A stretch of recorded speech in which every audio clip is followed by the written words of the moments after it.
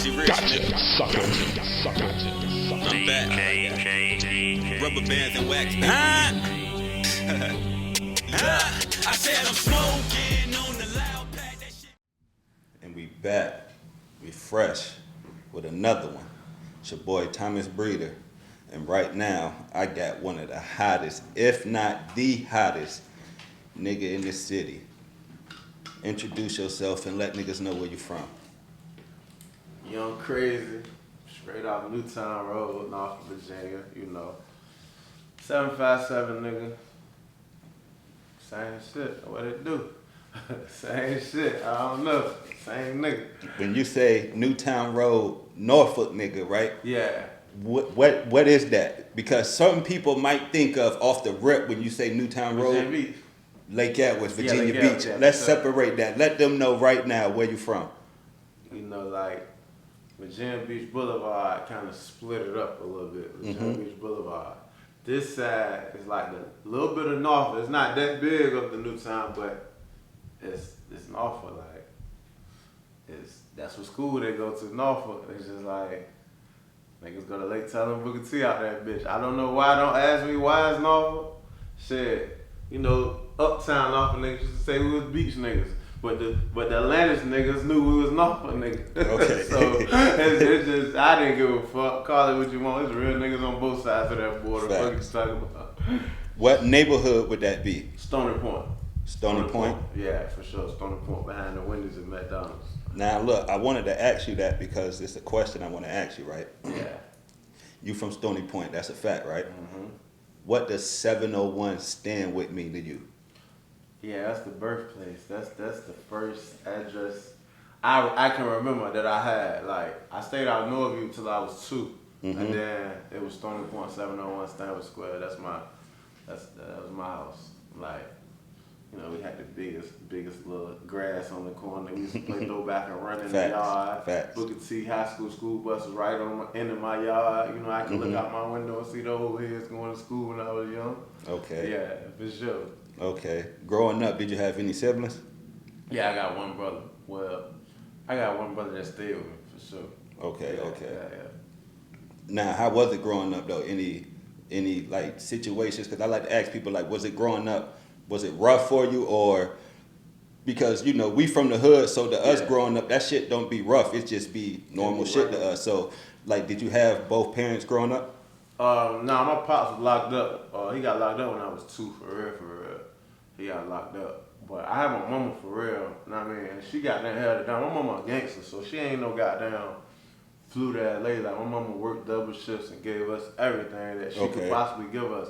So to us, we thought we had it. You feel me? My hood thought we had it. They treated us like we was the rich house out the way. Okay. But whole time, I thought we did too. I'm confused because I had my grandparents and shit, you know what I mean? Mm-hmm. So I'm thinking we got down living life. We got extra room in the house and everything. Okay. Whole time my mama is working double shifts to get this money, you feel me? And she don't have no leisure. My mama ain't go out to the club. Never. I never heard my mama say she was going to the club in my life. Okay. Like, she cooked for us. She got us fresh. She said we represented her, so she made sure we was straight outside. So to me, I thought we was straight, but the whole time I ain't know my mama really slaving for this chicken. You feel me? Yes, sir. And she just like anybody else's mama, but it was people mamas out my way that had career jobs and had more money than my people's, but it ain't show through the kids. Like they won't have it, nothing. So motherfuckers that treat us like, y'all rich. Like, bitch, we ain't rich. My mama, I ain't know it then, but I know now. I wasn't fucking rich. My mama just gave us what she fucking, you know what I mean? Yeah, she was doing what she was supposed to do. Yeah, exactly. Yeah, taking care of responsibilities. No question. That's a fact. So, what schools did you go to growing up? I went to Fairlawn. That's the first elementary. I'm Fairlawn. And from out of Fairlawn, I went to Oscar Smith.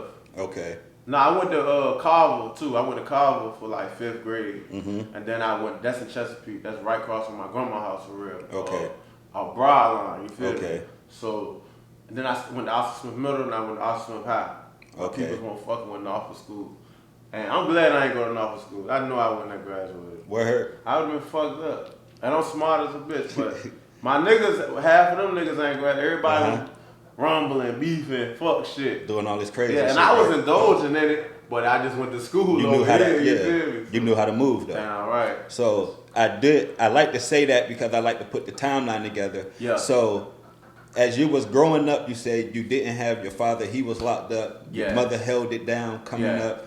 She basically had you and your brother looking like what y'all was supposed to. You Yeah. know, fresh young kids going to school. Y'all didn't look rough. No, for sure. The situation at hand, now that you know, was rough. Yeah. She just made it look easy. Yeah, So yeah. shout out to Mom Dukes for that. No, for But sure. I want to ask you this: when did music become a part of your life during those times? So like, I can say like, when Get Rich or Die Trying, like I've been a music nigga. Like my household is music. My mom play music. You feel me? So, but I say Get Rich or Die Trying changed my life as a music catalog because I remember riding my bike from the way to Jana to go buy the album. It was a CD store in Jana back in the Okay. day. Kind of back where Scotchman was at, I think, with CC over there at Jana. And I remember riding my bike up there getting Get Rich or Die Trying. They let me get it. And yeah, I went home and put that bitch on my CD cassette joint on my stereo system. And I remember laying across the bed just like this, listening to that joint all day, so I fell asleep on repeat. Kept repeating that bitch. And I swear to God, from that day, you won't tell me I want no gangster. I swear to God, any nigga remember me from back in the day, you guys, my mama.